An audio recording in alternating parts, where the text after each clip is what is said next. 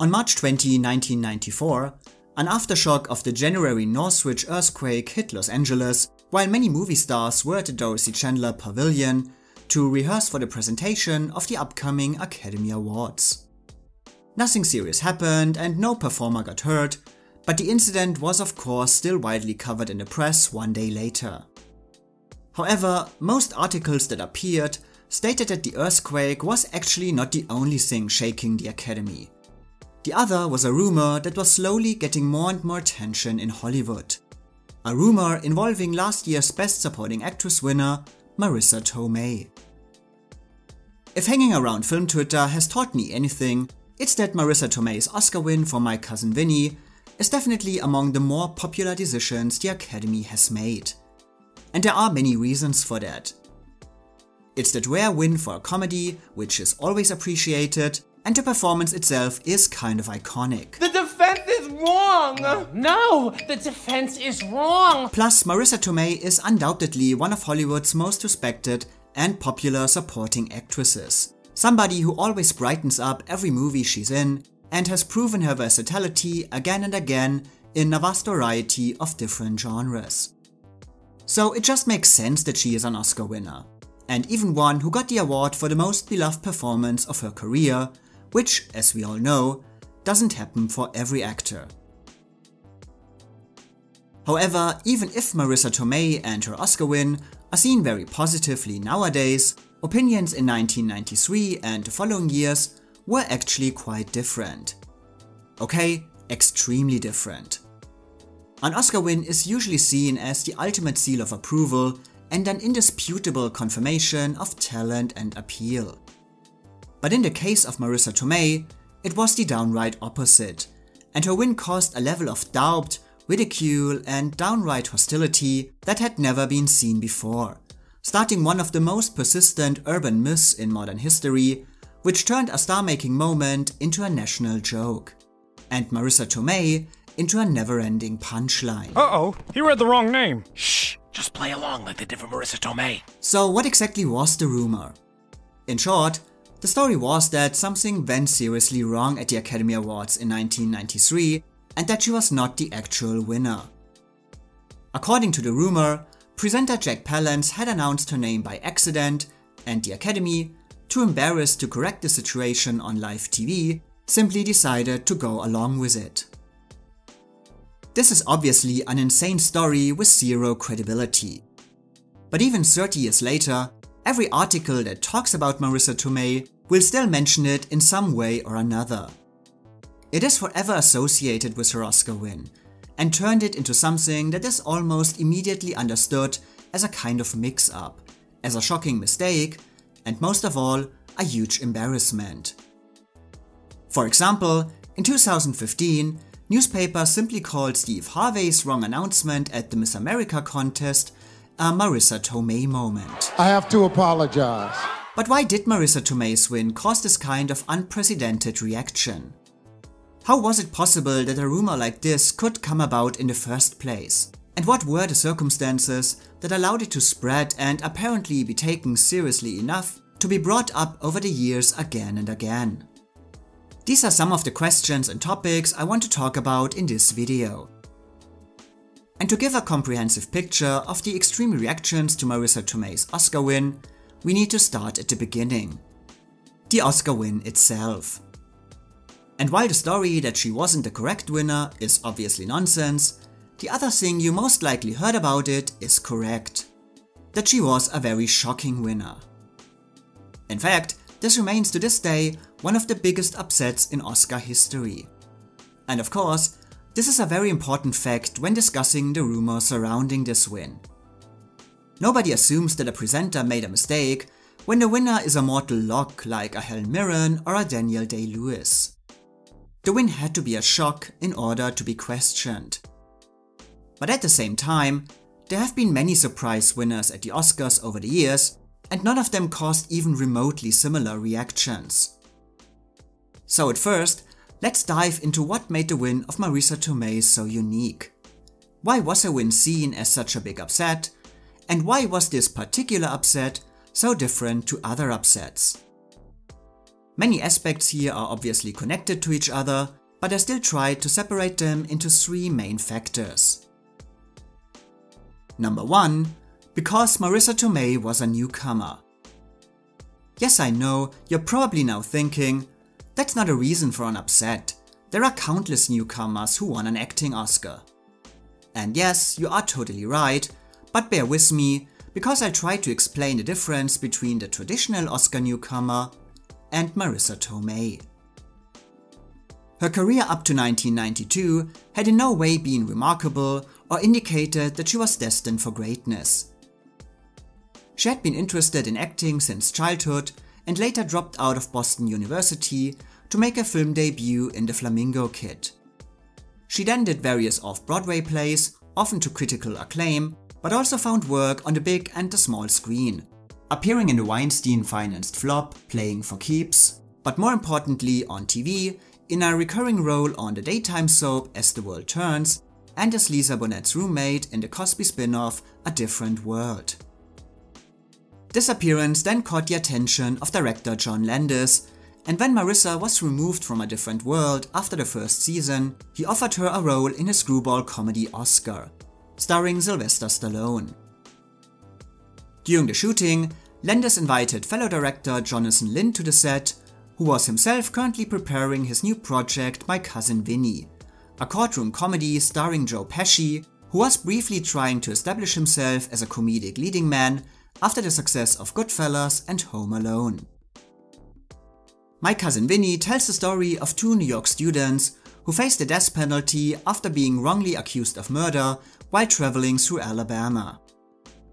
For their defense, the 2 turned to the titular Cousin Vinny, a highly inexperienced lawyer from Brooklyn who takes on their case accompanied by his fiancée Mona Lisa Vito. As a comedy, My Cousin Vinny gets most of its laughs from 3 aspects: the obvious inexperience of Vinny in the courtroom, the expected clash of cultures when Alabama meets New York, and the character of Lisa, who serves as the movie's comic relief and helps Vinny to win the case with her vast knowledge about cars.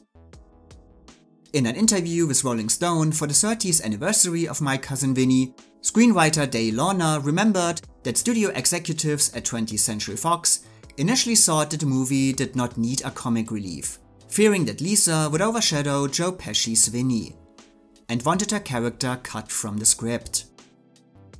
But Lorna and director Jonathan Lynn successfully rejected this idea, arguing that the interactions between Vinny and Lisa, as well as her witness stand scene, would be the movie's highlights.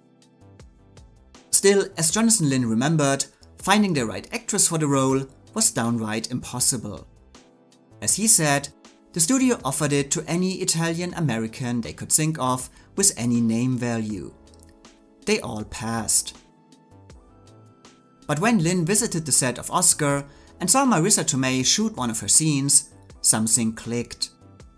Impressed by her comedic timing, he offered her an audition, and afterwards knew immediately that she was perfect. However, while the studio maybe had accepted to have the character of Lisa in the movie, they were still unwilling to give the role to a complete unknown. It was only after Joe Pesci's personal insistence on Marisa's casting that the role was finally hers. All of this makes it clear that Marisa Tomei was a very different kind of newcomer compared to those the Academy usually honors. She didn't have the reputation of a prestigious Broadway star in her first movie, or an experienced TV performer realizing her full potential. And she also didn't have a string of past movie appearances, showcasing that she only needed to find the right kind of role for a big breakthrough. Of course, some performers can win Oscars even without this background. But when, for example, Jennifer Hudson wins an Oscar without any previous acting experience, she wins it for one of the most famous female parts in musical history. And Jennifer Jones can win Best Actress for what is promoted as her first movie, because this movie is the Best Picture nominated The Song of Bernadette. Marisa Tomei, however, did not come out of nowhere to get the award for a prestigious part in a respected picture like On the Waterfront. Which brings us to reason number 2, why her win was such an upset. My Cousin Vinny. It's no secret that the Academy has always heavily favored drama over comedy. Comedic performances are usually ignored, sometimes nominated, and in very rare instances actually awarded. But when Academy members do feel in a lighter mood, there are usually still some conditions. Comedies must still be serious and prestigious, something directed by George Cukor or Woody Allen, and written by Neil Simon or James L. Brooks. And ideally, these comedies are maybe funny, but please not too funny, rather a mix of comedy and drama to give it more credibility. Of course, there are some exceptions to this rule, like Renee Zellweger in Bridget Jones's Diary, Kevin Kline in A Fish Called Wanda, or Melissa McCarthy in Bridesmaids. But those performers checked off some boxes, Marisa Tomei did not. Kevin Kline was already a two-time Tony winner when he won his Oscar, Renee Zellweger was on her way up with various awards-friendly projects when she finally got her first nomination for a movie based on a best-selling novel, while Melissa McCarthy had also built plenty of goodwill with various acting credits prior to Bridesmaids, a movie that was also nominated for Best Screenplay. Marisa Tomei had none of those bonus factors, and neither did My Cousin Vinny, which is the kind of lowbrow comedy Oscar voters, especially during the 90s, usually avoid like the plague, certainly not based on a popular book or highly acclaimed in any way. Instead, it was met with rather mixed reviews, some critics applauding the movie for its humor and clever dialogue, others downright hating it. Entertainment Weekly, for example, called it pure no-brain junk, and Roger Ebert was also not its biggest fan. I didn't like it quite as much as you did. In fact, I can't quite give it thumbs up, and I'll tell you why. I like the performances very much, including Fred Gwynne, who plays that thankless role of the judge. We've seen that in a million movies, but he does it with a nice touch. The problem was, first of all, I couldn't care about the story. The Ralph Macchio subplot really is left there. He appears early in the movie and then he just sits at the defendant's table looking happy, looking sad, looking worried. It's impossible to really care about the outcome of the trial. My Cousin Vinny is as far removed from Annie Hall, It Happened One Night, Tom Jones, and the kind of comedic movies the Academy usually honors as possible. It was just a normal comedy, without any deeper meaning, outstanding production values, or any big names involved, apart from Joe Pesci. And for Oscar voters, this is generally a big no-no. Especially since My Cousin Vinny wasn't even part of the end-of-year releases that usually catch Oscar attention. It had in fact been released in March 1992, a whole year before Marisa Tomei would eventually win Best Supporting Actress. A movie like The Silence of the Lambs can maybe open very early and sweep the awards more than 1 year later because it's a cultural phenomenon and critical hit, but again, My Cousin Vinny was neither. So you had a complete unknown, without any notable work prior to the Oscar, in a movie that the Academy would usually not touch with a 10-foot pole. But do you know who wasn't completely unknown, and in the kinds of movies Oscar voters take far more seriously? Yes, it's time to talk about the last and biggest reason why Marisa Tomei's win was such an upset. Or rather, the 4 biggest reasons. Judy Davis in Husbands and Wives, Joan Plowright in Enchanted April, Vanessa Redgrave in Howard's End, Miranda Richardson in Damage. Judy Davis, at the time often called one of the greatest working actresses, had the benefit of starring in a movie written and directed by Woody Allen, which is often a surefire way to an Academy Award. And she did indeed receive some of the best reviews of her career for a portrayal of a woman with marital problems in Husbands and Wives, and was considered an early frontrunner throughout the award season, dominating most of the critics' awards such as the National Board of Review or the National Society of Film Critics. Plus, she had definitely paid her dues, having appeared on the big screen for the first time in 1977 and receiving a Best Actress nomination in 1984 for David Lean's A Passage to India. Joan Plowright, whose work as an actress went back all the way to 1951, was not only known as one of Britain's most celebrated stage actresses, but also as the widow of Laurence Olivier. So there was definitely an aura of importance and prestige. And while Joan Plowright's work in movies had not been truly noticed by US audiences so far, the period comedy Enchanted April was considered a breakthrough for her. The movie that finally brought her the attention she deserved, as critics described her work as an audience favorite, delicious, and uproariously funny.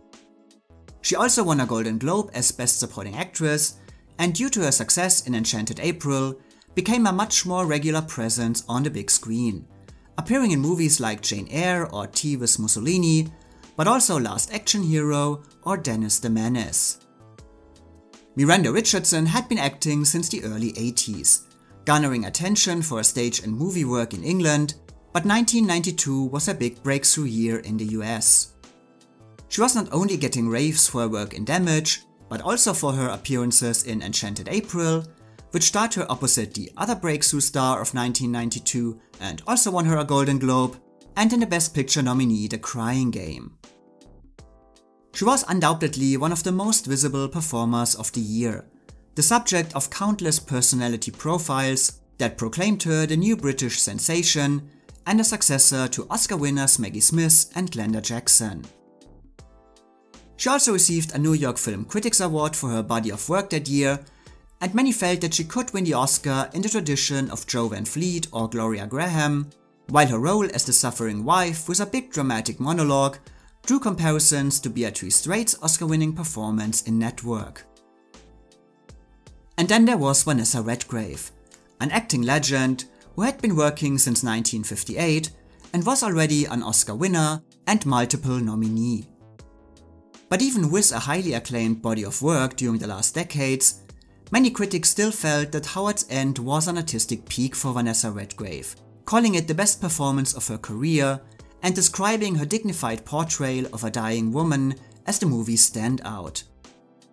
Plus, she also benefited from the fact that the Best Picture nominee Howard's End was clearly the most beloved movie in this lineup. Up to this point, only Shelley Winters had received 2 Academy Awards for Best Supporting Actress, but it was agreed that if anyone deserved to follow her footsteps, it was Vanessa Redgrave. Going through this list in more detail, it becomes apparent very quickly why these 4 actresses were all considered strong contenders for the Oscar. They were British and Australian, serious and dramatic, with the kind of performances, movies and resumes that are usually irresistible to the Academy. Essentially, they were the antithesis to Marisa Tomei, whose one notable pre-Vinny screen project so far, the comedy Oscar, was a critical disaster that even brought her a Razzie nomination as Worst Supporting Actress, many critics calling her downright unbearable. The only positive achievement of her career so far was My Cousin Vinny itself, for which she had maybe received a nod from the Chicago film critics, but was otherwise completely ignored during the award season. Combine this lack of respect with her own lack of experience and the fact that she was recognized for a comedy that some columnists called the worst movie ever nominated for a major Oscar, and it comes as no surprise that basically everyone at the time agreed that she did not have a single chance in this race. Marisa Tomei for My Cousin Vinny over Judy Davis, Joan Plowright, Vanessa Redgrave and Miranda Richardson? Impossible. But Marisa Tomei being out of the running was pretty much the only thing people agreed on. Apart from that, predictions for the win were all over the place, and Best Supporting Actress was called the most unpredictable category of the night. This is who Roger would like to see win in this category, and he picks Judy Davis in Husbands and Wives. That's right. Gene selects Judy Davis for Husbands and Wives. Yeah. Judy Davis was maybe a critical favorite, but some felt that she had lost steam when Joan Plowright won the Golden Globe, and there were also speculations that many male Academy members might be turned off by her unlikable character. And while a connection to Woody Allen is usually a big advantage for a performer when it comes to the Oscars, in 1992 and 1993, the mood around him was a bit different. The 57-year-old filmmaker and his longtime lover Mia Farrow broke up And now Allen confirms he is having an affair with Farrow's adopted daughter, who's 21 years old. Of course, we know that the Academy would have no problem giving Oscars to performers in his movies, or to Allen himself again, but in 1993, many columnists felt that Judy Davis might have to pay the price for a potential backlash against her director. Joan Plowright had her long career, her prestige, and her Golden Globe, but there were also many who thought that she could have given this kind of performance in her sleep, and that the character was certainly not very challenging for an actress of her caliber. Miranda Richardson had her strong body of work in 1992, but Damage was, besides My Cousin Vinny, by far the least acclaimed movie in this lineup, and many critics felt that she was trapped in an underwritten and thankless part that was holding her back too many times. Vanessa Redgrave was very often mentioned as the should-win choice in many Oscar articles, but she had actually not played a relevant role in the award season that year, having missed at shows like the Golden Globes or the BAFTAs, and also not winning any critics' prizes.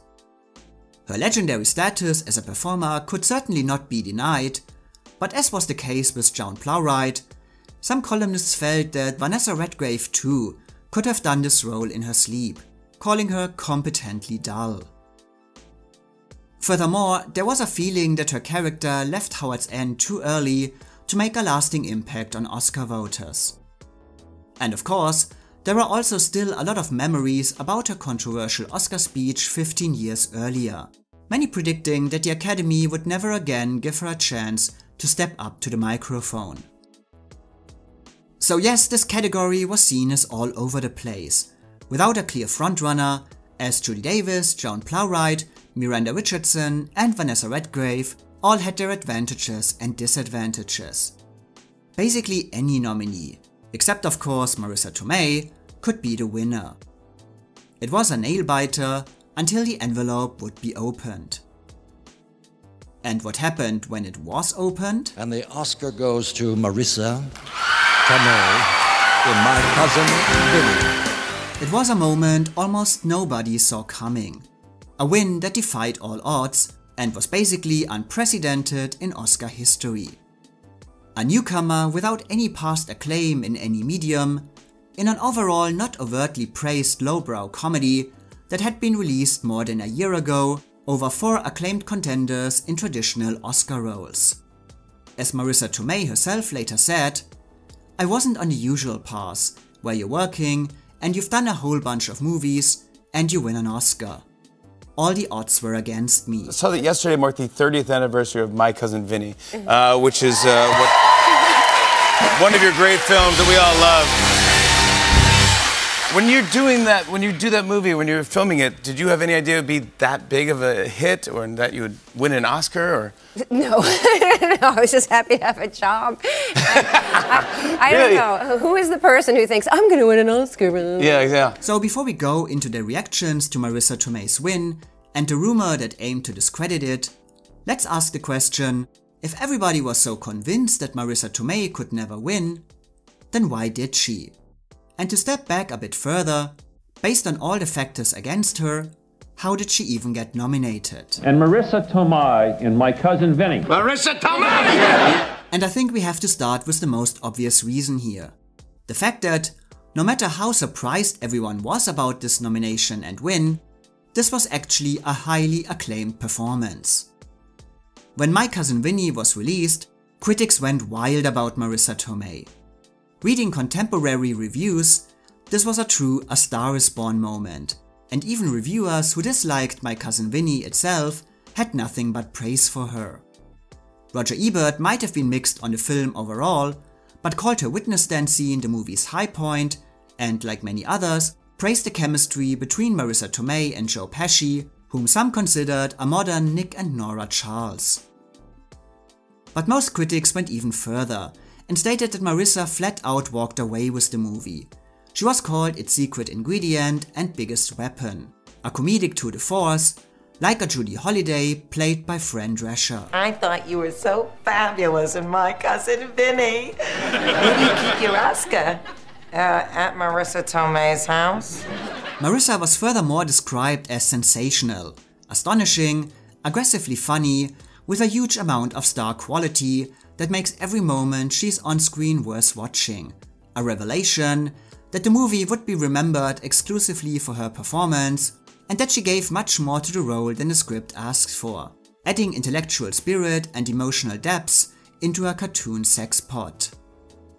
Seriously, there was never-ending praise for Marisa Tomei. This picture of her appearing in every article about My Cousin Vinny. She was by far the movie's standout, who effortlessly overshadowed her more experienced co-star, and it was agreed that, based on her performance, Marisa would be working non-stop from now on. But at the end of the day, none of those raves for Marisa actually predicted an Oscar or even a nomination. Most likely due to the nature of the movie, but also because, as mentioned before, it was released in March. The 1991 Oscars hadn't even been presented yet, and nobody was thinking about the next year at this point. However, there was still some undeniable buzz for Marisa Tomei right away. Director Jonathan Lynn explained in his interview with Rolling Stone, "For the 9 months before the nomination, everyone told me that they loved the film. They'd go, and who was that amazing woman playing Lisa? Everybody in the business asked me that question. I wasn't surprised when she was nominated." Did you have any hint at all that you were going to be nominated? No, not really. It was pretty much a surprise. Really? Yeah. And did it just go through you like electricity when you found out? Well, I was staying with a girlfriend who was about to go into labor any moment. And it was one of her coaches. Oh, yeah. So I was there on call, camped out on her couch for days. And early that morning, it was a Wednesday morning, I hear yelling from inside, "Come in, come in." I thought, okay, I'm going to pack the little, Lucy valise and go to the hospital. But it was, in fact, the nomination. But then later that day, she had the baby. And so it was like this total whirlwind of events. But of course, there are many highly acclaimed performances every year that open early and then become forgotten by Oscar time. So how did Marisa Tomei's buzz last for the rest of the year? Well, the answer is this. After My Cousin Vinny had finished its run in cinemas, it became available on VHS, where it was also a big hit. Even Roger Ebert said, "It's the kind of movie home video was invented for. Slam it into the VCR and you get your rentals worse." So many people, including Academy members, could watch Marisa Tomei's performance at home again and again, while most traditional Oscar contenders hadn't even been released yet by this point. My Cousin Vinny's producer Paul Schiff later said to Rolling Stone, "I'm not sure that the Academy membership would have gone out to see My Cousin Vinny in a theater, but I know they did watch it on video at home. I think we really benefited from that." And finally, Marisa Tomei also had a little bit of traditional Oscar buzz. During the voting period, newspapers ran an article which highlighted various so-called scene stealers of the past year. Performers who are maybe not in traditional Oscar projects, but deserve attention nonetheless. Among them were, for example, Rosie Perez in White Men Can't Jump, who wasn't nominated, but also David Paymer for Mr. Saturday Night, who was nominated, and Marisa Tomei for My Cousin Vinny. It wasn't an official Oscar campaign, but this kind of publicity certainly could not hurt when Oscar voters filled out their ballots. So Marisa Tomei's Oscar nomination was a big surprise and had not been expected by anyone, but there are some factors that help to explain how she pulled it off. But what about the actual win? Well, first of all, VHS was again an important factor. As just mentioned, most prestige movies usually open very late in the year to be on Academy members' minds. But to see them, they either would have to go to the cinema or hope to receive a screener at home. My Cousin Vinny, on the other hand, was easily available. After the nominations were announced, newspapers even pointed out that Marisa Tomei gave the only nominated performance released on VHS prior to the Oscars. What about your family? Did they go nuts? Yeah, they pretty much did. I mean, some of them were a little more low-key. My grandfather said he knew. He knew, he had already discussed it with the video guy at the video store months ago. They were sure it was gonna happen. Furthermore, even though we often complain about the lack of Oscar love for comedic performances, Marisa Tomei's win fell into a short time period when they did very well in Best Supporting Actress, with wins for Olympia Dukakis, Geena Davis, Whoopi Goldberg, Mercedes Ruehl, Diane Wiest and Mira Sorvino. Again, all these actresses were in movies that were definitely not My Cousin Vinny, but instead Best Picture nominees, or directed by Woody Allen, or, despite some humor, still very serious.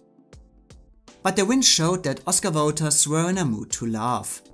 And while My Cousin Vinny was maybe not a critical hit, it certainly did not hurt that it was still a big hit financially. It actually had a better box office than that other Joe Pesci movie called Goodfellas.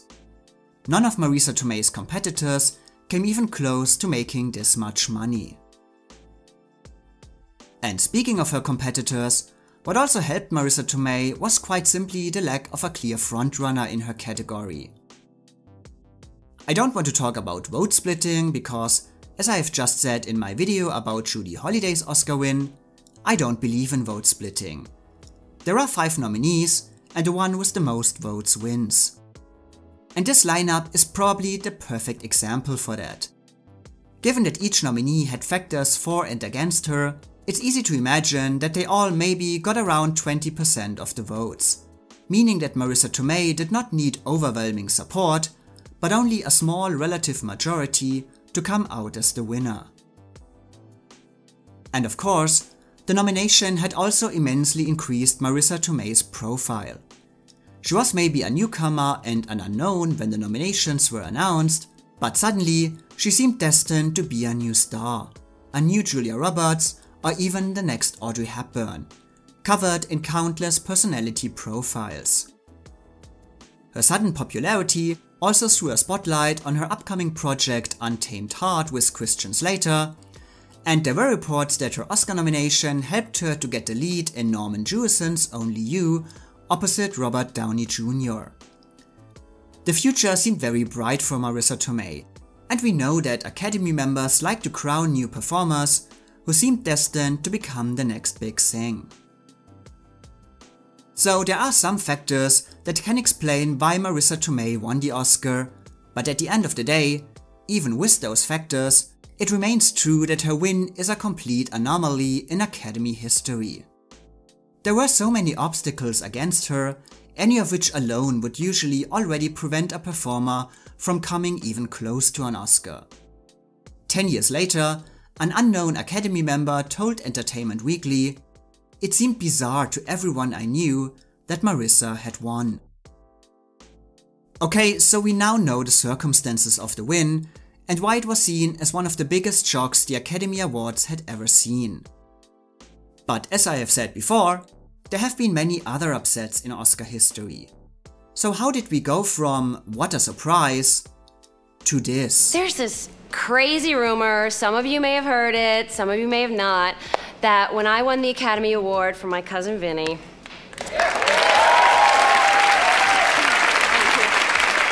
that I didn't really win the Oscar. That because Jack Palance accidentally read the wrong name off the teleprompter.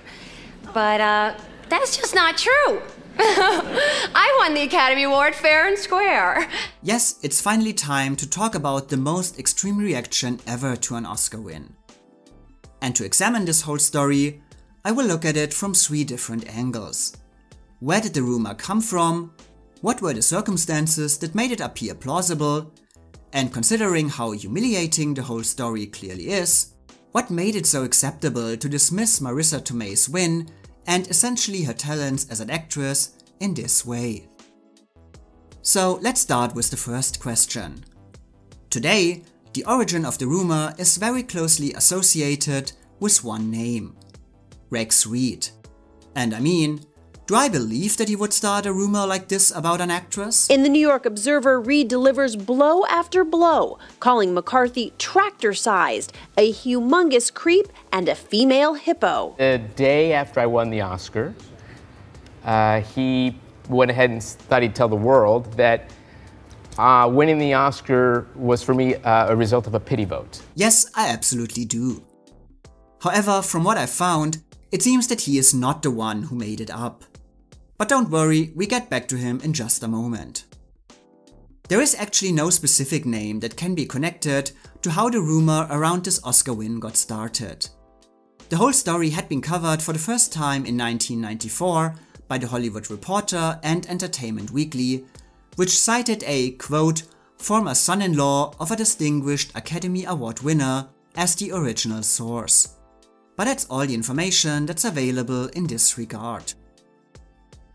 But despite the vagueness, for movie magazines and gossip outlets, it was obviously a very fascinating story. There had never been similar talk about an Oscar win before. It was a very unique and one-of-a-kind narrative. So basically, tailor-made to guarantee attention and high print numbers, and before long, the rumor quickly made its way through more and more outlets across the country, and became a nationwide news story. Normally, the Academy would just ignore this kind of gossip, but because the story was so widely talked about, even by serious news outlets, it became pretty much unavoidable. And Academy President Arthur Hiller was forced to comment with an official denial that Marisa Tomei's Oscar win was in any way a mistake, making it clear that, if a presenter should ever say a wrong name, accountants from Pricewaterhouse would immediately walk on stage and correct the situation, which was also confirmed in another statement by Pricewaterhouse themselves. And to be fair, basically all articles that covered the story in 1994 also emphasized that a mistake like this was pretty much impossible. There was obviously an enjoyment to speculate and laugh about this rumor, but it always remained just that, a rumor without any proof, and even if covered widely, not taken too seriously. Which brings us back to Rex Reed. The main reason why he is so closely connected to the rumor today is that he appears to be the first industry insider who expressed openly that he believed it to be true. According to various newspaper articles, he was a guest on Geraldo Rivera's talk show in 1997 to discuss the upcoming Academy Awards. During the show, they also began to talk about Marisa Tomei and her Oscar win. And unlike others before him, Reed fully embraced the idea that she was not the correct winner, saying that the Academy was involved in a huge cover-up, that presenter Jack Palance was either drunk or stoned at the time, and that the actual Best Supporting Actress winner was Vanessa Redgrave. So Reed apparently did not start the rumor, but due to his own status as a Hollywood insider and a well-known media personality, his endorsement gave it a certain credibility and kept it alive in the public conscious. Shortly after his appearance on the Geraldo Rivera show, Roger Ebert was asked about Reed's claims in his movie column, Movie Answer Man. Ebert denied that the whole thing could happen, but the story did not die, and he was asked about it once more 3 years later, his reader again citing Rex Reed as the reason for his question. This time Ebert, obviously exhausted, reached out to Academy President Bruce Davis for another official statement, which said, "The legend of Marisa Tomei's mistaken Oscar has appeared in various forms over the years, and in that short time has achieved the status of urban myth. If such a scenario were ever to occur, the Pricewaterhouse people backstage would simply step out on stage and point out the error. They are not shy." So we do get a certain idea where the rumor came from, but all of this still doesn't explain just how it was possible that it could be reinforced again and again over the years, and how it became so widely discussed in the first place. Anybody can make up an insane story like this, but it needs to have some aspects that ground it in reality.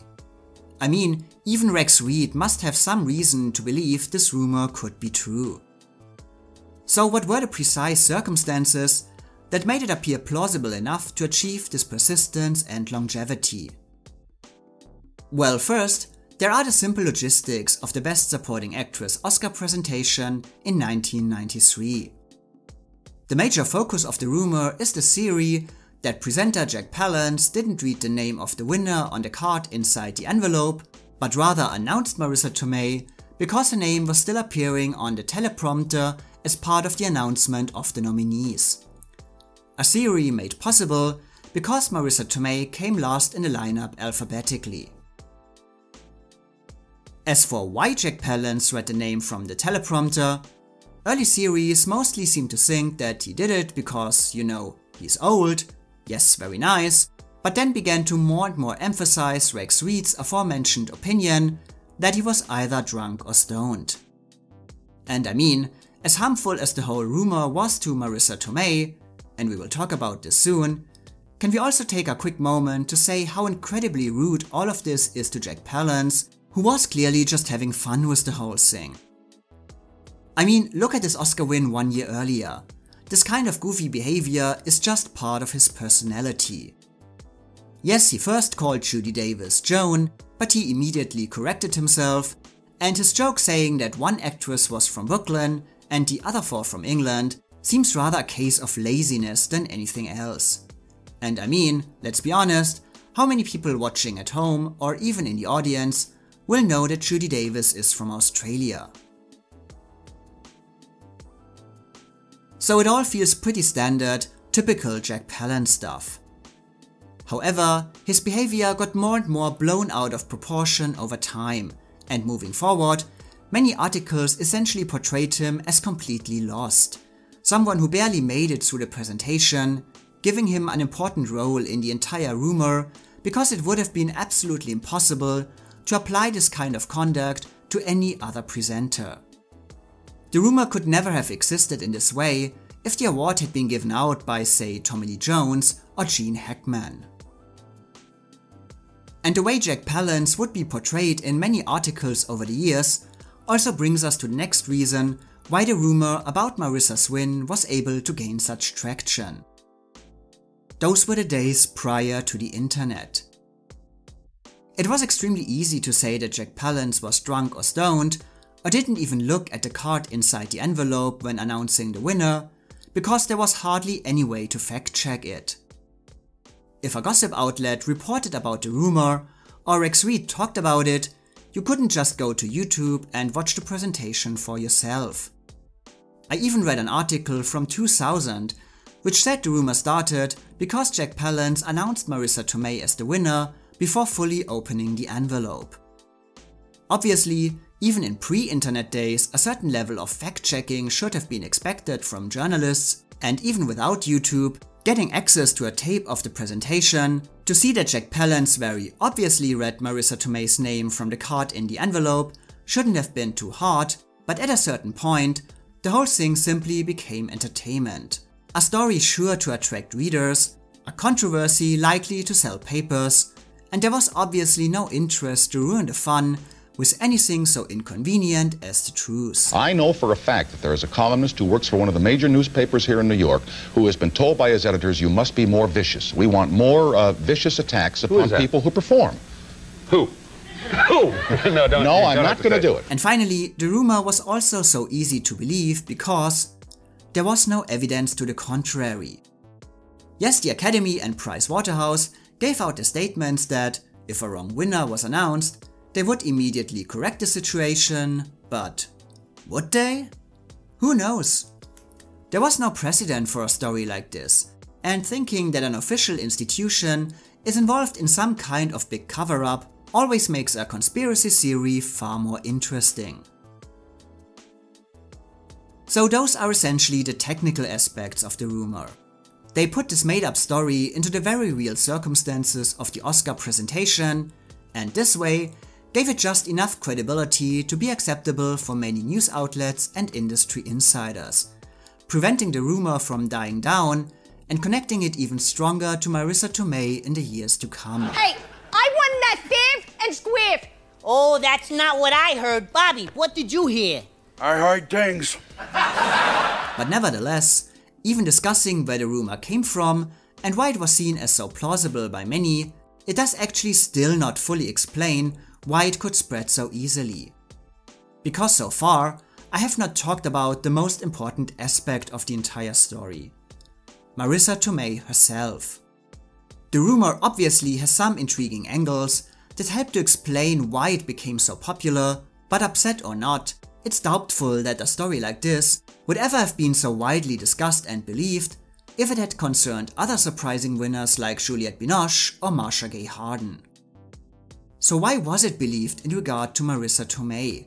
And why was it so easy and almost acceptable to dismiss not only her Oscar win, but also her actual acting talents and her performance in My Cousin Vinny in this highly disrespectful and humiliating way?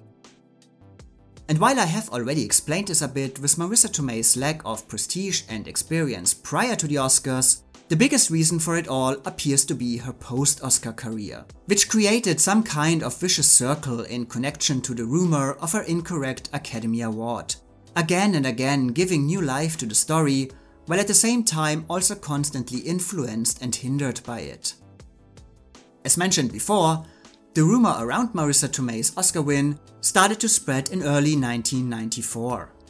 But negative reactions about this Academy selection had already begun to appear basically the moment Marisa Tomei walked off the stage. There wasn't the kind of overwhelming excitement that usually accompanies a surprise winner, but only perplexion and very soon downright hostility towards what was seen as one of the most controversial and even ridiculous choices the Academy ever made. Marisa Tomei maybe stole the show in My Cousin Vinny, but that's just it. It was My Cousin Vinny, and she was, quote, just Marisa Tomei.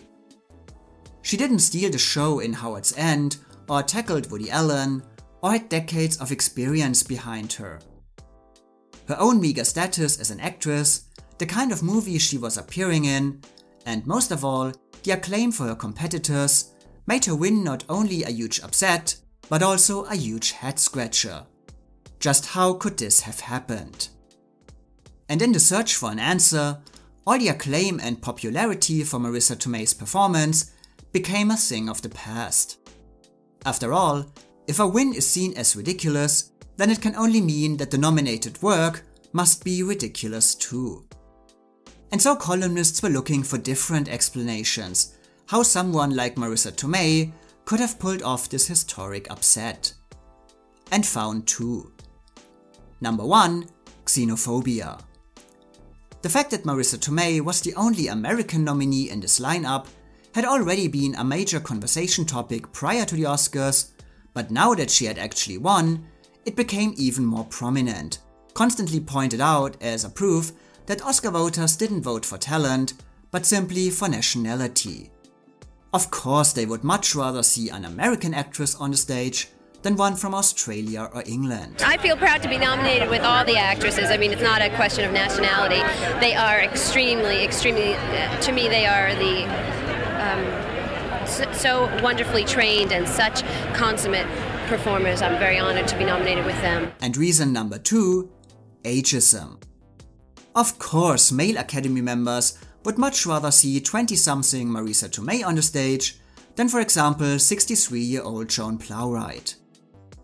This complaint is rather interesting, because a young newcomer winning over an established and older veteran has been an integral part of the Oscars since its inauguration, and in most cases, pretty much expected and accepted.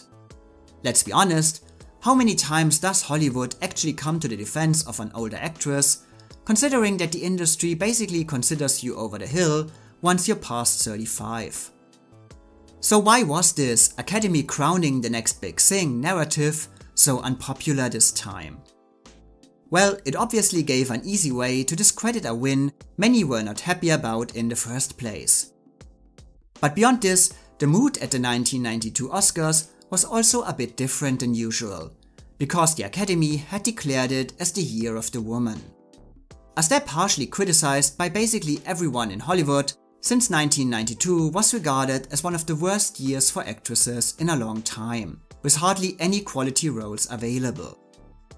Now, you might actually think that Marisa Tomei and Mona Lisa are a great answer to this trend. After all, Marisa never plays Lisa as a supportive girlfriend, but always on the same level as her leading man.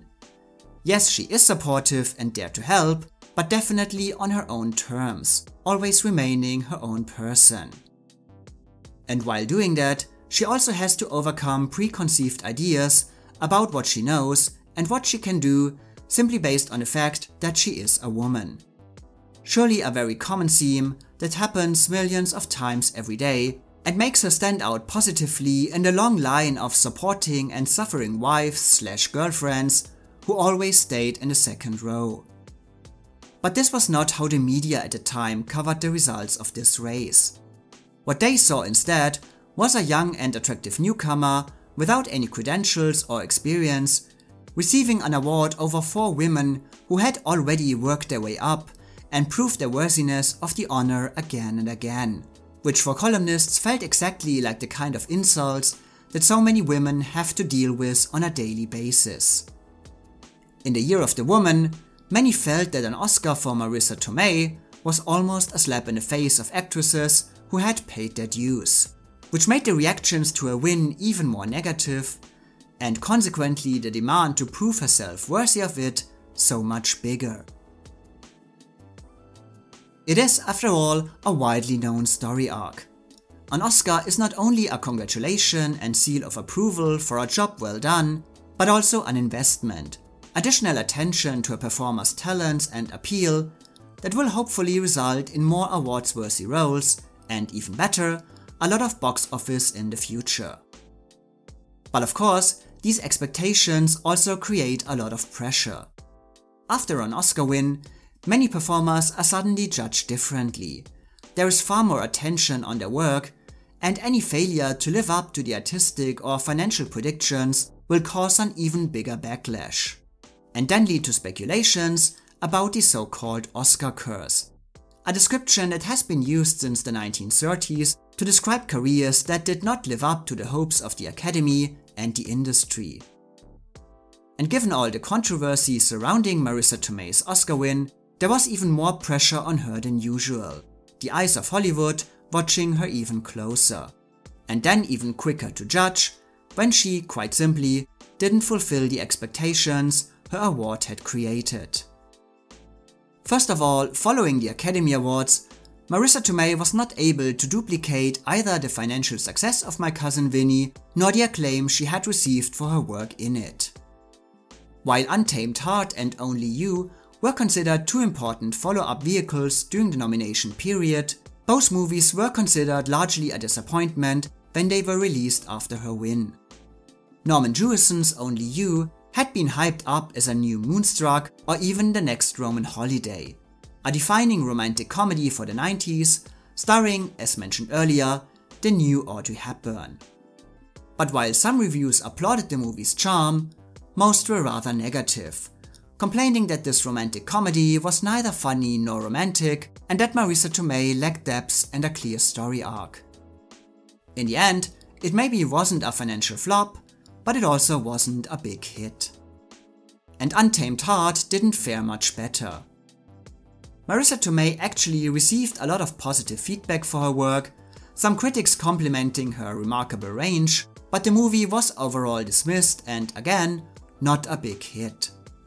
For almost everyone, neither picture proved that Marisa Tomei's Oscar had been earned retrospectively, that she could be, quote, forgiven for having dared to win the award over her co-nominees, and they instead only increased the feeling that this vote had already aged extremely poorly, and 1 year after her win, the first newspapers were asking, whatever happened to Marisa Tomei?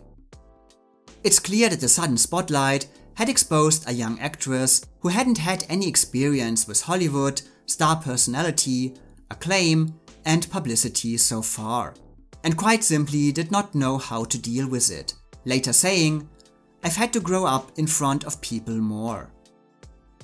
And this made her post-Oscar career even more difficult. Prior to My Cousin Vinny, hardly anybody had been aware of Marisa Tomei, but her success in the role meant that she became a regular press item, covered again and again for the first time in her life. And opinions about her as America's new sweetheart or the next Audrey Hepburn quickly began to change. In 1994, an anonymous industry insider said about Marisa Tomei, "Some people believe she didn't deserve the award, and some people aren't ready for this type of recognition. I'm not drawing any conclusion, but the night she won, she thanked her manager, her agent, her publicist, and her boyfriend. Well, she's not involved with a single one of those people today. This quote, published in an article by Daily Variety called "Tomei Poisoning," essentially summed up a large part of opinions in Hollywood about Marisa Tomei in 1993 and 1994. That the Oscar had gone to her head. She had not only raised her salary demands from $200,000 per picture to $2 million after her win, but she was apparently also not the charming newcomer many had expected her to be.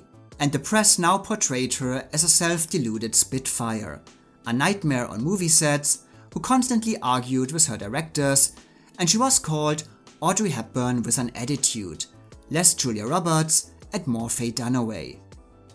I can obviously not comment on how true all of these on-set stories are, but I get the feeling that most of it was the usual point of view that actresses who know what they want and are not shy to demand it are automatically unprofessional divas.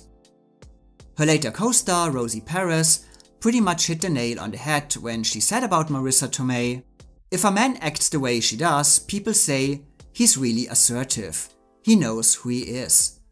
But if a woman is focused and doesn't stand for any bull, she's a bitch." Marisa's only U director Norman Jewison pretty much confirmed this too, saying that yes, there's no doubt she makes demands on people. She's not an easy person to direct. But he added that this is only, quote, because she has definite ideas about the character and that she has her feet on the ground. So yes, we basically have the same story that has been told in the press since the early days of Katharine Hepburn or Bette Davis. How dare this woman have an opinion about her work? Later in her career, Marisa Tomei looked back similarly on this time. "I definitely didn't have a big head. But maybe people were surprised by the way I work, wanting to communicate, be part of the process. There I was, I'm young and I'm small physically. It's like, oh, you have an idea." But this aspect of the story, of an actress with her own agency and opinions, was of course not the one that was covered by the media, which instead continued to portray her as an undisciplined nightmare. And even more. Many profiles I have read from the time after her Oscar win, but also during the next years, constantly describe her as a very unserious person, giggly and unfocused, unwilling to give sophisticated answers in interviews, and she was furthermore also heavily criticized for refusing to state her real age. Marisa herself later explained this backlash with the fact that she quite simply wasn't very good in interviews because diplomacy was never her strength, often keeping journalists at a distance. "That's not really a skill of mine. I'm not very articulate."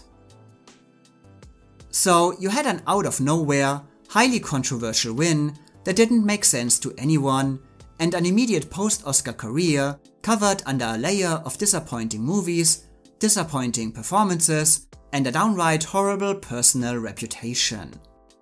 Which all created the kind of perfect storm for a rumor to grow that she was maybe not the actual Oscar winner. Marisa Tomei had failed to live up to the expectations her award had created, and the rumor felt like the price she now had to pay.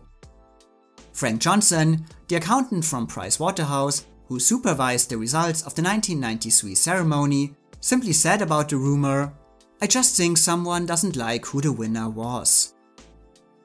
And in 1994, this number of people was, quite frankly, large enough for the story to spread without any attempt to keep it small, and with hardly anyone taking her side.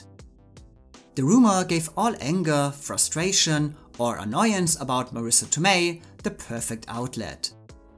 As I've said earlier, I don't think that anyone actually believed that it was true, except of course Rex Reed. But isn't it fun to put this arrogant newcomer in her place without being too open about it? You don't need to say that she shouldn't have won the Oscar, you can just insinuate that it maybe didn't actually happen. For almost everyone, the rumor was just a big joke. But over time, it turned Marisa Tomei's win, her performance in My Cousin Vinny, and her talents as an actress into a joke as well. In 2000, Roger Ebert ended his column with the words, "Not only is this rumor untrue, it is unfair to Marisa Tomei, and Rex Reed owes her an apology." This apology obviously never happened, but it was almost the first time that anyone actually said how the story affected Marisa Tomei and her career. And the word unfair is still very weak to describe what happened here. And how did Marisa Tomei herself take the whole thing? Well, publicly she pretty much dismissed the rumor. For example, joking about it in 1994 on SNL. I was just the happiest I'd ever been since I was named Ms. Teenage America. Thank you. Back in 1987, the year it was hosted by Jack Palance. And she was also very dismissive of it in another interview at the time, saying, "Yeah, I heard that rumor. The problem, I think, is with the people who create such rumors. If they want to spend their time thinking like that, it's their business. It's very nasty. There's a little bit of that Italian blood in me that would like to punch the out. But it's not worth it." But of course, behind this tough exterior, she was extremely humiliated and hurt by the rumor and how it changed the public opinion about her. I mean, imagine walking onto the Oscar stage to present Best Supporting Actor and wondering how many people in the audience are questioning your win right now. This must be an impossible situation for everyone, but for somebody who was still inexperienced with the Hollywood machine, it is a real kick in the head. Marisa only began to talk more openly about the situation many years later. "I was like, crushed. That was really hurtful. There was a cloud over my win. It was like, hey, I just got to the party. Let's dance. And they said to me, no, get away from us. I was young and I really didn't know the ways of the world on any level. I was disillusioned about how mean-spirited some people can be." I didn't have any expectations on anything. It was just all, wow, everyone's so nice in Hollywood. So you've learned otherwise. I've kind of come full circle on that. Marisa Tomei later admitted that the entire story of her wrong Oscar win made her extremely insecure and basically destroyed her own confidence in her abilities as an actress. As she later said, "Sometimes I feel as if I'm supposed to be defending myself. This is partly my own paranoia and partly the truth. I feel that I have to show people that I'm not a fluke." And given the circumstances, this kind of feeling, this urge to prove herself against the dismissal of her talents, is only too understandable. But at the same time, how was Marisa Tomei supposed to establish herself as a serious actress when her Oscar win had essentially turned her into a national joke? Hello? Hello, Jay. This is the devil. Despite what you think, I am not the reason Cher won an Oscar. I am the reason Marisa Tomei won an Oscar. As mentioned before, the Oscar rumor and Marisa Tomei's post-Oscar career were caught in a sort of vicious circle. On the one hand, it made it almost impossible for her to prove herself as an actress, but on the other hand, she herself was actually not interested in fulfilling the demands that Hollywood had suddenly put upon her, in return again increasing the feeling that everyone had actually been correct in dismissing her win. As she later described, the sudden attention made it almost impossible for her to do the one thing she actually wanted to do most: develop herself as an actress. Even after her Oscar win, she had no illusions that this meant that she had achieved the top of what she could do, saying in 1994, "I think the Oscar was premature, but I also feel that I have the potential to be a great actress. For me now, it's a matter of fulfilling the potential I have inside." But she quickly realized that the Oscar win and the rumor around it prevented her from fulfilling this potential quietly and with the needed support. Instead, every misstep along the way was met with almost venomous joy. It was a painful realization for Marisa Tomei, and one that ultimately made it very easy for her to also step away from Hollywood when needed. I took 5 months off after shooting The Perez Family and did an off-Broadway play for 3 months because I had to digest all that had happened to me. When you get success like this, you also need time to stop and think. All I want is to be able to get to that place where I can call myself a true artist. I'm not saying I'm there yet, I'm saying that's where I want to be. You went straight back to the theater after My Cousin Vinny. How long did it take you to recover from the hysteria around that film? I don't remember what play I did right away after that, but I had always done plays and I continued to do them. I always go back. It is, I feel comfortable and terrified in the best way, really challenged. And also plays are, a lot of times they're about big ideas, and I think it's interesting to start conversations that way. Marisa Tomei made it clear that she wasn't interested in becoming the next Julia Roberts, focusing on smaller movies and working on the stage in off-Broadway plays or a revival of Wait Until Dark, aiming to prove to herself what she could do and achieve. For the same reason, she also turned down a potential sequel to My Cousin Vinny, not wanting to be typecast or associated with the role even more. It was a past that was definitely more fulfilling for her, but it also increased the public assumption that the Oscar curse had destroyed her career. Some outlets during the 90s even wondering if she had retired from acting altogether. As she said, "I do smaller movies and they don't do a lot of publicity." Newspapers stated that she flew below the Hollywood radar, and the general wonderment of what happened to her again made it easy to dismiss her early success with My Cousin Vinny, which felt more and more like an exception in her career than the rule. She herself later said about these years, "I did the best I could do. I thought there might be tons of offers and I would get a really big house, but it didn't happen that way. I turned down the scripts that would have made me the big money, and I don't live in a palace, and my friends are almost all the same people." So Marisa Tomei did not aim for the kind of big career that was expected from her, but the rumors surrounding her Oscar also actively pushed her away at the same time.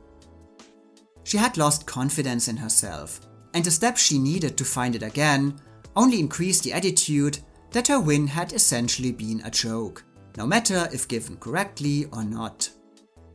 For an actress still finding her way in the industry, this public backlash obviously creates the worst possible circumstances to develop and strengthen her abilities, to find her own path and the kinds of roles that truly get her ahead. The so-called Oscar curse is almost impossible to overcome, no matter the reasons for it. So, given everything that had happened to her, how did Marisa Tomei eventually do it? Well, the answer essentially is, it took time. As mentioned earlier, Marisa Tomei knew that she had the potential to be a great actress, but also felt that she was not there yet. Facing this huge amount of hostility and ridicule, she needed to withdraw for a while to become the performer she herself wanted to be, to develop as a person, to better understand the industry she had become a part of, and to find the sort of projects that gained respect and showcased her depths of feelings and complexities. She had already made a first small step in this direction in 1996, when she appeared opposite Jenna Rowlands in Unhook the Stars, directed by Jenna's and John Cassavetes' son Nick. The movie was seen as a first showcase of Marisa Tomei's range as a performer, and she gained a lot of critical praise for holding her own against one of America's most accomplished dramatic actresses. She also received a nomination at the Screen Actors Guild Awards for Best Supporting Actress, which caused some speculations that she might get an Oscar nod as well, but Unhook the Stars was, despite overall positive reviews, just too small, not seen by too many people, and ultimately completely ignored by the Academy. It brought her some respect, but it wasn't enough to overcome the doubts that still existed about her on and off the screen. Director Nick Cassavetes praising her dedication as an actress, but also adding in an interview that, "I don't know if she's easygoing all the time." Her reputation had not recovered yet, and she continued to fly below the radar, often ridiculed and denied, and by the end of the 90s, almost forgotten. But the start of the new decade suddenly gave new life to the career of Marisa Tomei. In 2000, she was ready to appear on the big screen again more regularly. She had taken a short break from movies after Slums of Beverly Hills in 1998, but then made a very noticed return with no less than 5 pictures in 2000. And while they were again not all necessarily critical or financial hits, her vast set of different parts in a short amount of time caught a lot of attention. And there was a feeling that Marisa Tomei had developed as a performer, had reached a next level in her career, and might finally begin to fulfill the promises she had given 8 years ago. The biggest reason for this positive attitude was her supporting role in her 2000 movie that was a huge hit, the comedy What Women Want, which was the 4th highest grossing movie of the year. It was her first appearance in a box office hit since My Cousin Vinny, and while it was not a critical hit by any means, many reviews did single Marisa Tomei out very positively, stating that she downright stole the picture from leading players Mel Gibson and Helen Hunt. This visibility, paired with box office success, was a first step back.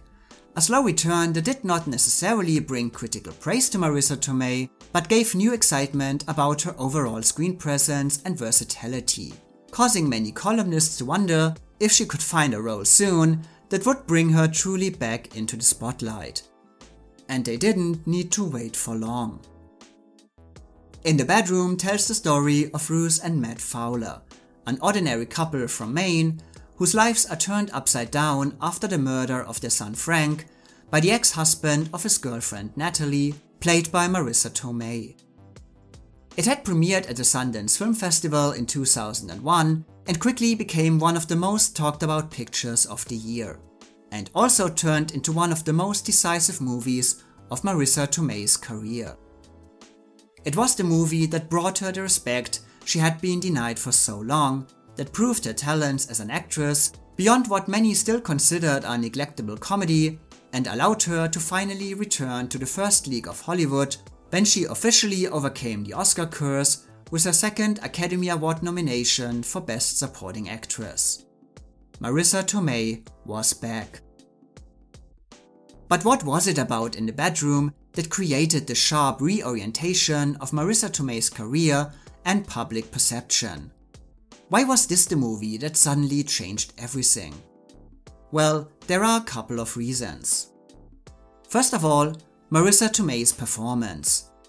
As the divorced young mother, whose relationship with Frank indirectly causes the tragedy at the movie's center, she received quite simply the greatest reviews of her career.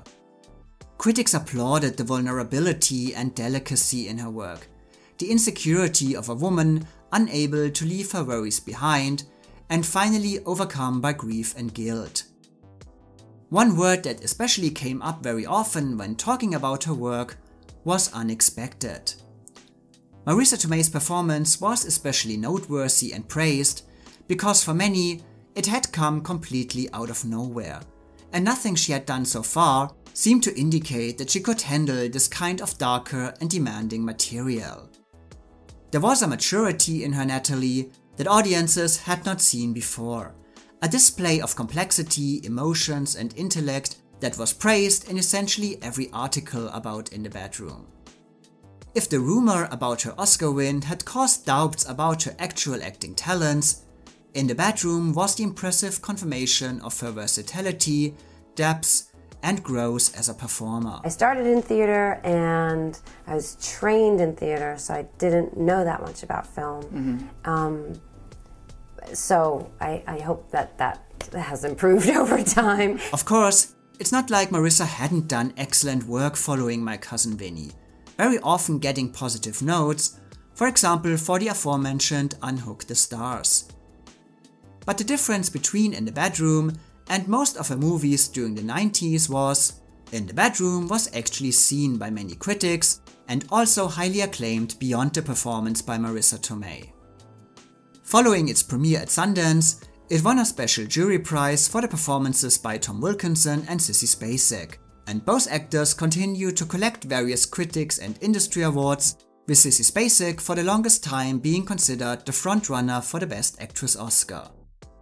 I have actually made a video about the 2001 Best Actress race, which I will link below in case you're interested. But In the Bedroom was not only praised for its acting.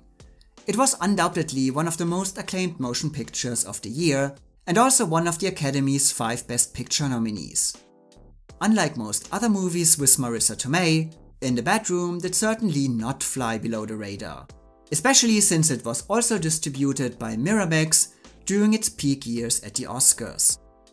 It was an artistic hit and allowed Marisa Tomei to show that she could not only stand out in what was considered lesser material, but that she could also handle the kinds of demanding and challenging projects usually associated with critical acclaim, holding her own against 2 of the most awarded performances of the year.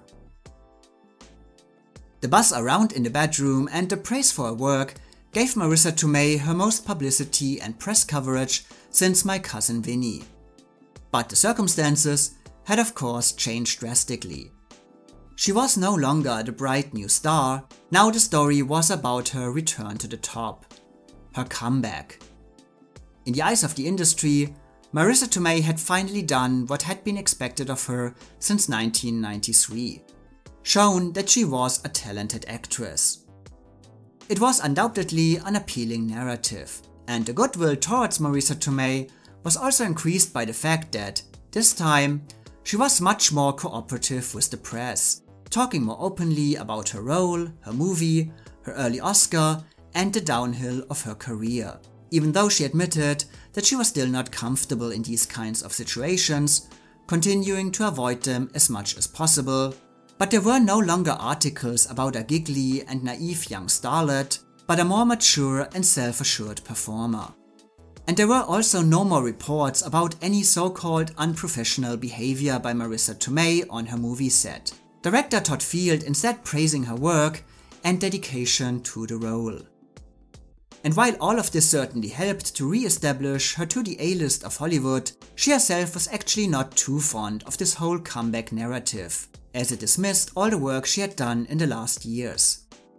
However, she did understand the importance of In the Bedroom for her overall career, saying around the time of her second Oscar nomination, "I felt like I was a miserable failure for 10 years, and now I'm vindicated." I don't even really like to articulate that much. Even doing interviews is really challenging because it's not that I don't want to participate or I just don't like to articulate my process or what I think the character's about, because it's just it's unconscious and magical in a certain way that certainly when I'm in, it's easier to do it now when it's wrapped and done, but sometimes you have to do it during, and it really scares me that it's going to take me out of, it's going to make a consciousness happen that's going to take away from the end result. And finally, another very important reason for the acclaim for Marisa Tomei's work in 2001 is the simple fact that In the Bedroom is serious, tragic, challenging, highly dramatic.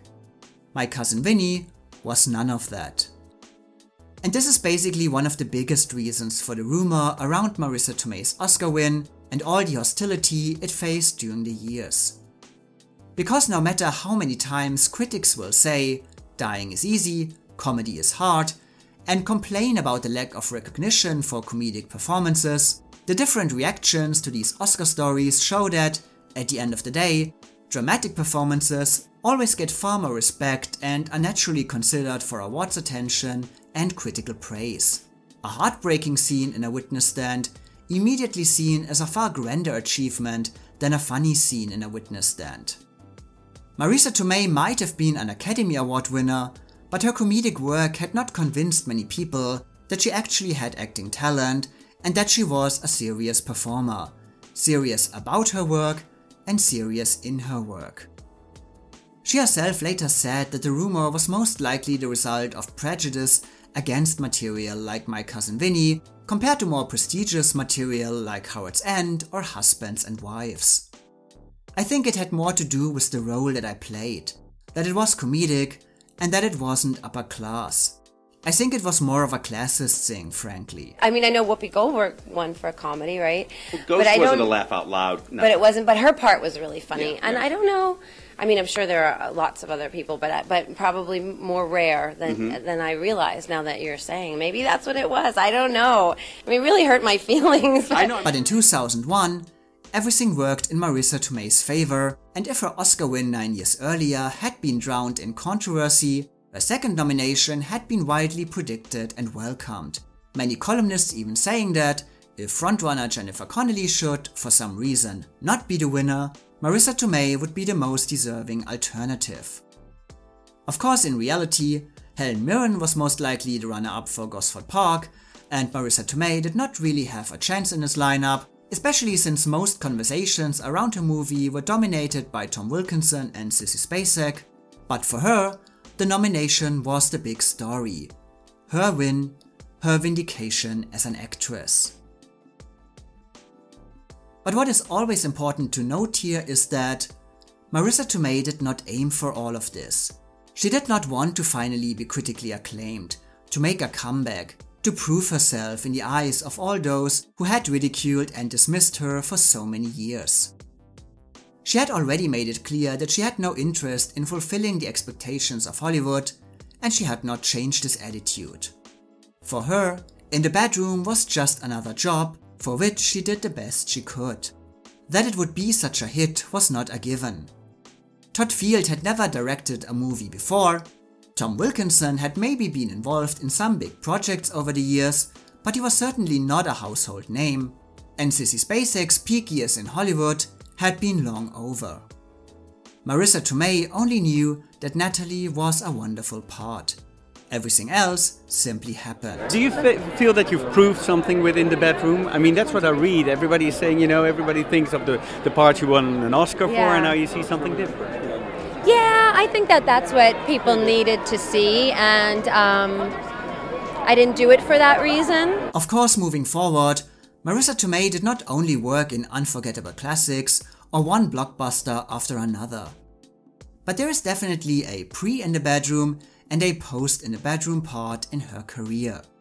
It left the negative effects of her Oscar win behind her and helped to establish a different attitude towards her work and her personality. She no longer had to prove herself, and so her performances were now judged on their own, rather than in constant connection to the controversies of her early career. Nobody expected her anymore to become the next Julia Roberts, but the surprise was that she instead slowly turned into the kind of character actress she had beaten at the 1992 Academy Awards. A reliable, versatile, and experienced supporting player who brings a new energy to every project she takes. So is it hard to find scripts? I mean, you seem to be finding better scripts than a lot of actresses that are out there right now. I feel so lucky. I feel so lucky because I'm really bad at making decisions. And so I don't have an enormous pool to choose from, but what seems to have come to me is really, I feel like, are these gems. So I feel really, really lucky. And this positive view of Marisa Tomei was even more enhanced when she again received overwhelming critical praise and another Best Supporting Actress nomination at the Oscars for The Wrestler, once more showing a new side of herself with the kind of performance that immediately attracts words like brave and daring. And to be honest, watching some interviews she did at the time, it becomes apparent very quickly why she's not too keen on doing them. Okay, a red-haired stripper. A red-haired stripper. Red-haired stripper. So many of my fantasies coming together. And in the movie, you play, what do you play? A stripper? I do. A dancer, they say. A dancer. A dancer who takes her clothes off? That kind. Yeah. That's pretty much a stripper, then. Yeah. Regarding the Oscar race that year, she didn't have a real chance as it mostly came down to winner Penelope Cruz and Viola Davis. But for Marisa Tomei, this nod was again another triumph, another confirmation, another vindication. The jokes about her had stopped. She had shown again and again what she could achieve. Were you more annoyed to lose an Oscar to Jennifer Connelly or Penelope Cruz? I wasn't annoyed either. You weren't. No. Because you already had one. Yeah, kind of. I mean, as I have said, Marisa Tomei did not become an overwhelming critical favorite who received praise for everything she did, but consider where she came from, what kind of hostility she had faced from the industry, what kind of target she had been for outlets across the country for years, what kind of doubt she had to overcome, and her return to this level of success and acclaim feels basically unprecedented. The closest comparison I can draw when it comes to respect, the Oscars, and overcoming preconceived ideas in a way like this appears to be Cher. Only that she did it the other way around. After having been known only as this, becoming a serious performer was challenging for Cher, but she did it with unexpected and acclaimed dramatic work in movies like Silkwood or Mask, which showed a completely different performer than ever before.